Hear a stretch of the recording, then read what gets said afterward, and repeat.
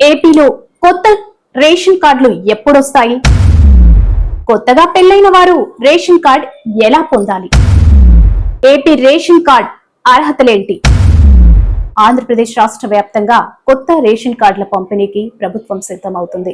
ఇప్పటికే దరఖాస్తు చేసుకున్న వారి అర్హతలను పరిశీలించి ఆగస్టు నెలలో కార్డులను పంపిణీ చేస్తామని పౌర సరఫరాల శాఖ మంత్రి నాదెండ్ల మనోహర్ ప్రకటించారు. గతంలో కంటే తక్కువ సమయంలో కేవలం 21 రోజుల్లో కొత్త కార్డులు జారీ చేయబడతాయని ప్రభుత్వం హామీ ఇచ్చింది.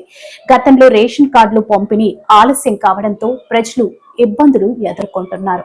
ఇప్పుడు ప్రభుత్వం తక్షణ నిర్ణయాలతో ప్రతిస్పందిస్తోంది.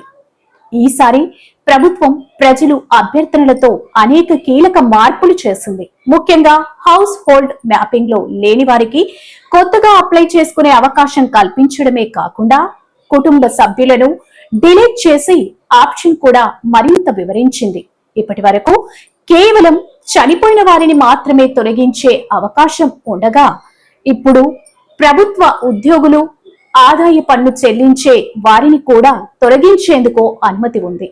అలాగే రిలేషన్ సంబంధం తప్పుగా ఉండే సమస్యలు సరిదిద్దుకునే మార్గం కూడా కల్పించారు. రేషన్ కార్డు దరఖాస్తుదారులకు ప్రభుత్వం 6 దశల ధృవీకరణ ఆధారంగా అర్హత నిర్ణయించింది. కుటుంబంలో వ్యక్తులు ప్రభుత్వ ఉద్యోగులు అయితే లేదా వారి ఆదాయం 12,000 కంటే ఎక్కువైతే కార్డు మంజూరయ్యే అవకాశాలు తగ్గిపోతాయి.